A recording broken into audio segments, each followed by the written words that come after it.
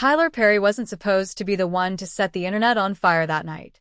Everyone tuned into the 25th BET Awards, expecting glitz, glamour, and a few viral moments. But what nobody expected was for Perry, Hollywood's soft-spoken mogul and longtime supporter of Meghan Markle and Prince Harry, to grab the mic and drop what felt like a live expose. His words weren't sharp in delivery, but the meaning behind them sliced through Meghan's carefully polished image like a hot knife through butter. Let's rewind a bit. Back in 2020, when Harry and Meghan left the royal family behind, Perry was the guy who stepped in when nobody else would. He gave them the keys to his $18 million Beverly Hills mansion, covered their security, paid their bills, and essentially made sure they had a soft landing in America. At the time, it looked like a generous move from a friend who understood the pressure of fame and public scrutiny. But what we didn't see behind the scenes was how that friendship slowly turned into a one-sided transaction that Perry says left him emotionally and financially drained. And that's what made his speech at the BET Awards so shocking. Perry didn't name Meghan directly, but he didn't need to. He told the story of offering someone his home, his help, and his heart, only to be ghosted once they got what they needed. Some folks borrow blessings like they're owed, but never return the favor, he said. The camera didn't pan to anyone, but if you knew the history, you knew exactly who he meant. Behind closed doors, Perry had reportedly been biting his tongue for years. But this time, something snapped. Sources say it started when Meghan requested access to his private jet. A simple favor, she called it, without any discussion of logistics or cost. When Perry declined, not because he couldn't afford it, but because he felt used, Meghan allegedly lashed out. That moment, he told insiders later, was the turning point. What started as a favor between friends had turned into a pattern of entitlement, and Perry wasn't the only one feeling that way. According to multiple sources close to him, staffers, colleagues, and even producers began warning him behind the scenes. Meghan doesn't repay favors. She accumulates them like social currency, and then cuts people off when they stop serving her narrative. At first, Perry ignored the whispers. He genuinely believed he was helping two people in need. But as time passed, as the Netflix and Spotify deals rolled in, as the millions stacked up and the gratitude stayed silent, it became clear there was no plan to give back. The moment Perry took the stage that night, he wasn't just telling a story.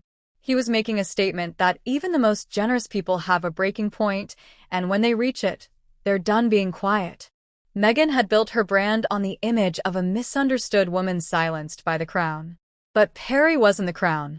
He wasn't the tabloids. He was the guy who opened his doors, no strings attached, and now he was publicly calling her out. And just like that, the audience both in the building and online saw a different side of the fairy tale, where the savior turns into the whistleblower, where Hollywood's nicest guy finally says enough is enough. What made it hit even harder was the timing. Meghan and Harry had just started pitching a new documentary about power and freedom, but after Perry's speech, investors started backing out. The trust was gone. The illusion cracked, and Meghan's last true ally walked away. The fallout was instant. Hollywood, a place built on unspoken rules and mutual backscratching, doesn't usually take sides in public drama. But Tyler Perry wasn't just anyone. He's a studio-owning powerhouse, respected not just for his creative empire, but for the way he moves quietly with class. So when someone like that throws shade, especially at someone he once protected, the ripple effect is massive. Phone calls started happening the next morning. A producer attached to Meghan and Harry's latest Netflix pitch reportedly withdrew their support just hours after the BET Awards aired. Another investor, who had already sat through 2 planning meetings for the project, said bluntly, "I don't want to be involved in something that feels this toxic." That wasn't about the content. It was about the people behind it. Meghan's name, once seen as a draw for platforms trying to look progressive and inclusive, was suddenly looking like a red flag. Back at Archewell, Meghan's PR team scrambled. They reached out to major media outlets trying to reframe the narrative. The goal? Paint Perry as bitter and out of touch, someone who misunderstood Meghan's intentions.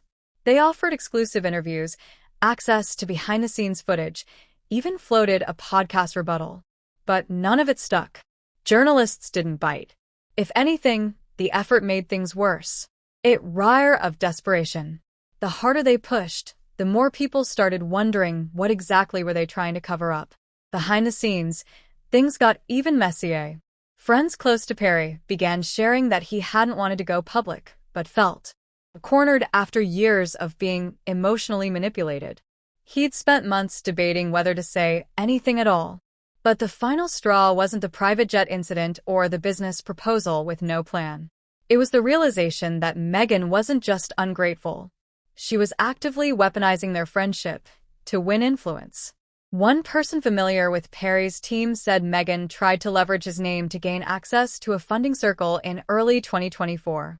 She mentioned his support in a pitch meeting without his permission, suggesting he was a silent backer of her new media venture. When word got back to Perry, he was livid. That's when he decided to go public, not to gossip, but to protect his reputation from being co-opted. And that's when others started speaking out, too. A former assistant from Meghan's team described the work environment as emotionally exhausting.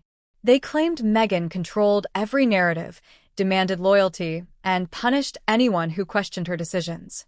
A producer who had worked with a couple on their now-defunct Spotify deal said Meghan's obsession with perfection killed every good idea. She didn't want partners. They said she wanted yes men. Even Oprah's circle, once considered tight with Meghan, began to quietly distance themselves. Sources say there haven't been any friendly calls between the two camps for months. And when Perry's speech blew up, there was radio silence from Oprah's team. No defense, no solidarity, just space. The dominoes were falling. Meghan had positioned herself as a symbol of female empowerment and independence. But now that image was being ripped apart by the very people who once supported her journey. To many, it felt like a mask had been lifted. The stories weren't coming from tabloids this time. They were coming from people who had actually worked with her, helped her, and in Perry's case, literally housed her. And as the days passed, what began as one man's bold words turned into a cultural shift. Meghan Markle was no longer untouchable. The backlash didn't just affect Meghan's reputation. It started hitting her bank accounts. With Netflix reportedly reevaluating its long-term commitment and other potential investors pulling out, Archewell's financial future looked shaky. Sources close to the foundation revealed that several internal projects had already been paused. Scheduled hires were frozen. Budget reviews were happening weekly. What was once a booming brand backed by celebrity buzz and major platforms was now surrounded by hesitation and damage control. Public trust was unraveling, too. Meghan had long cultivated the image of a misunderstood woman navigating royal oppression. She was the voice of empowerment, the underdog who took on the monarchy. But now, with insiders sharing stories of emotional manipulation, excessive demands, and selective loyalty, people started questioning how much of that story was ever true. Social media sentiment, once split, began leaning heavily toward skepticism. Hashtags that once supported her were now flooded with criticism, memes, and side-by-side comparisons, painting her as entitled and disingenuous. For Meghan, who had meticulously curated every aspect of her public image, this wasn't just a PR hit. It was an identity crisis. The narrative she leaned on, feminist icon, victim of royal cruelty, self-made media mogul, were all being dissected and doubted in real time. Even longtime fans found themselves silent. Media outlets that used to jump at the chance to publish glowing features were holding back. Nobody wanted to risk aligning with a brand in free fall. Behind closed doors, insiders say Meghan was in panic mode. She fired off furious texts to Perry following the Bet speech, accusing him of betrayal, humiliation, and damaging her family's legacy. But Perry didn't reply. Not then, not later. He was done. And that silence spoke volumes. Friends of the Hollywood mogul began confirming that he had been emotionally cornered for years, pressured to give more, say less, and constantly stay loyal to a person who saw loyalty as currency. Other voices followed. A respected publicist said Meghan's team had attempted to blacklist journalists for asking unscripted questions. A former Archewell consultant revealed that Meghan often ignored strategic advice if it didn't reinforce her personal narrative. One former staffer described the workplace as a place where gratitude went to die. The stories were damning not because they were dramatic, but because they all echoed the same pattern: control, manipulation, and emotional leverage. Even major Hollywood names who had remained neutral began to speak with caution. Studio executives whispered about how challenging Meghan was to work with. Some joked that dealing with her team was like playing chess with a mirror. Nothing ever reflected back truthfully. Everything was spin. And then came the numbers. A recent poll showed support for the Sussexes in the US had plummeted by over 30% in the last year. In the UK, they were already seen as paras by many. Now the fallout had gone global. Sponsors were backing away. Potential collaborators were ghosting. Meghan's once rising empire was now a warning sign. Through it all, Harry remained mostly silent. Some say he's trying to salvage what's left of their public image behind the scenes. Others think he's just exhausted, burned out from years of media battles, family fallout, and now seeing their inner circle call up. Tyler Perry's speech wasn't loud or angry. It didn't need to be. It was honest, quiet, and surgical, and that's what made it lethal. It didn't just expose one moment. It exposed a pattern. And in a town where reputation is everything, Meghan Markle just learned that even royalty can be exiled twice. From the crown and now from the culture.